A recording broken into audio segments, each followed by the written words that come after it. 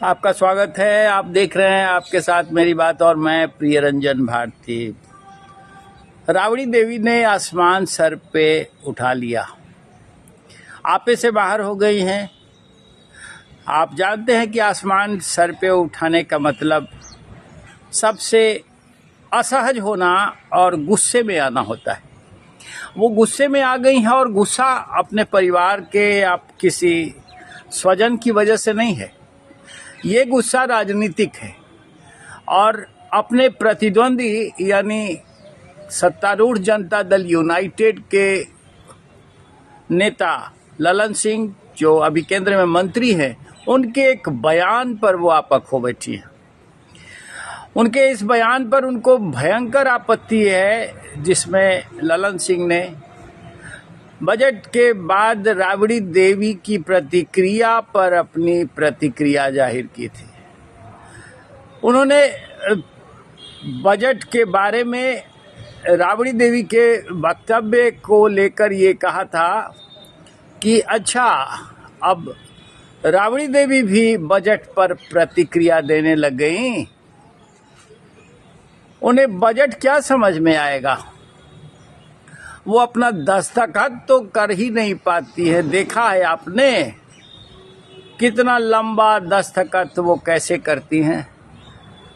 यानी राबड़ी देवी के पढ़े लिखे होने पर ललन सिंह की यह चुटकी उनको नागवार गुजरी है। किसी को भी गुजरेगी। राबड़ी देवी तो मुख्यमंत्री रह चुकी हैं, बिहार विधान परिषद में अभी विपक्ष की नेता हैं और जानी मानी नेत्री हैं। चूँकि मुख्यमंत्री रही हैं, इसलिए उनका कद छोटा नहीं कहा जा सकता और राष्ट्रीय जनता दल के सुप्रीमो लालू प्रसाद यादव की पत्नी होने के नाते भी वो हमेशा चर्चा में रहती हैं। लेकिन अब जब वो आपे से बाहर हो गई हैं तो ये खबर तो बनेगी ही। इसका खबर ना बनना भी एक खबर हो जाती, क्योंकि राबड़ी देवी हैं। हालांकि राबड़ी देवी जब भी सत्ता में रहीं, जितने दिनों तक रहीं, वो सुर्खियों में रहीं। उनके भाषणों पर, उनके वक्तव्यों पर और उनके अपने बॉडी लैंग्वेज, उनके लाइफ स्टाइल पर हमेशा चटकारे वाली खबरें बनती थी। लोग बड़े चाव से पढ़ा करते थे। लेकिन वो दिन अब नहीं है। अब वो विधान परिषद में विपक्ष के नेता हैं। ललन सिंह ने जो भी बयान दिया हो, सच है कि राबड़ी देवी बहुत पढ़ी लिखी महिला नहीं है, लेकिन भारतीय लोकतंत्र की ये खूबी है कि भारतीय लोकतंत्र में अनपढ़, बिल्कुल निचले स्तर का, जिसे कोई भी ज्ञान से कभी वास्ता ना पड़ा हो, वो भी लोकतंत्र में, भारतीय लोकतंत्र में एक बड़े पद पर पहुंच सकता है। उसके लिए भी वही मापदंड है जो एक पढ़े लिखे का मापदंड होता है। अब राबड़ी देवी पढ़ी लिखी नहीं है। इन्होंने विश्वविद्यालय, महाविद्यालयों का दरवाज़ा नहीं देखा होगा। उस ज़माने में शायद उनके घर में कोई ऐसी व्यवस्था ना होगी कि वो पढ़ें। लेकिन अब पढ़ना लिखना दूर की कौड़ी हो गई। अब वो उम्र के दूसरे पड़ाव को पार कर अब तीसरी पीढ़ी के आगे निकल रही हैं। उनके घर में अब नाती पोते हो गए, इसलिए अब उनके पढ़ने का कोई सवाल नहीं। लेकिन राजनीति में इस तरह की टिप्पणी करना थोड़ा सा हदों को छू जाने जैसा होता है। ये स्वाभाविक है कि राबड़ी देवी अनपढ़ हैं, उन्होंने पढ़ा नहीं होगा। और ये सच भी है कि स्कूल, कॉलेज, विश्वविद्यालय उन्होंने नहीं देखे।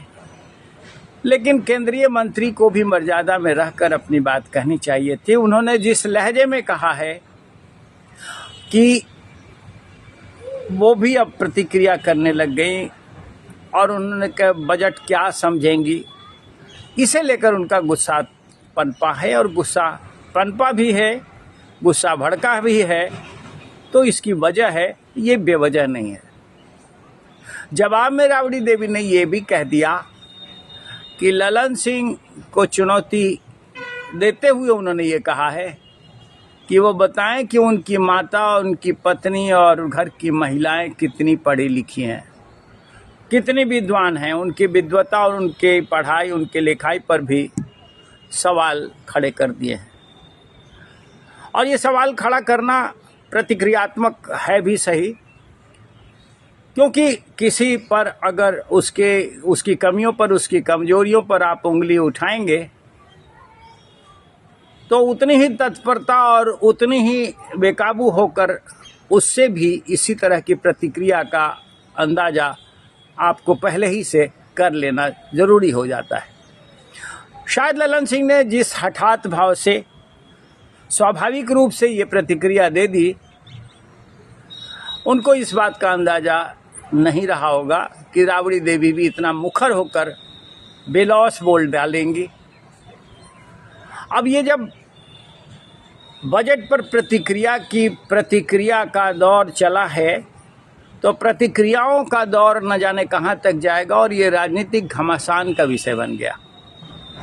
बिहार में अभी सियासत इसे लेकर के गर्म हो गया है, और सियासत की गर्मी के साथ साथ बारिश के थपेड़े भी थोड़ा सा माहौल को गर्म बना दे रहे हैं। बीच बीच में बारिश गायब हो जा रही है। बारिश के गायब होने से मानसून कमज़ोर पड़ रहा है और किसानों को इससे चिंता बढ़ रही है। लेकिन इस गर्मी में सियासत का पारा जो चढ़ता जा रहा है, विधानमंडल के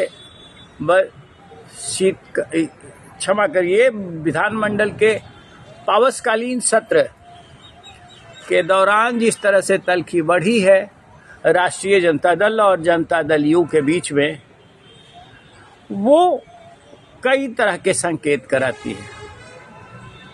संकेत ये है कि ये आगे की राह पकड़ने वाला प्रकरण है, आगे की राह में एक बड़ा ऐसा मुकाम हासिल करने वाला प्रकरण बन सकता है जो विधानसभा चुनाव के इर्द गिर्द जाकर ठौर पाएगा। जहां विधानसभा के चुनाव होने हैं और उसमें बहुत लंबा वक्त नहीं रह गया है,